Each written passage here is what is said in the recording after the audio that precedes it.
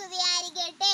എൻ്റെ പേര് നേഹ ജോസഫ്. ഞാൻ പഠിക്കുന്നത് 2ാം ക്ലാസ്സിലാണ്. ഞാൻ ഇന്ന് പറയാൻ പോകുന്നത് വിശുദ്ധ ലൂക്കാ എഴുതിയ സുവിശേഷം 1-ാം അധ്യായം 46 മുതൽ 56 വരെയുള്ള വാക്യങ്ങൾ. മറിയത്തിന്റെ സ്തോത്രഗീതം. മറിയം പറഞ്ഞു, എൻ്റെ ആത്മാവ് കർത്താവിനെ മഹത്വപ്പെടുത്തുന്നു, എൻ്റെ ചിത്തം എൻ്റെ രക്ഷകനായ ദൈവത്തിൽ ആനന്ദിക്കുന്നു. അവിടുന്ന് തൻ്റെ ദാസിയുടെ താഴ്മയെ കടാക്ഷിച്ചു. ഇപ്പോൾ മുതൽ സകല തലമുറകളും എന്നെ ഭാഗ്യവതി എന്ന് പ്രകീർത്തിക്കും. ശക്തനായവൻ എനിക്ക് വലിയ കാര്യങ്ങൾ ചെയ്തിരിക്കുന്നു. അവിടുത്തെ നാമം പരിശുദ്ധമാണ്.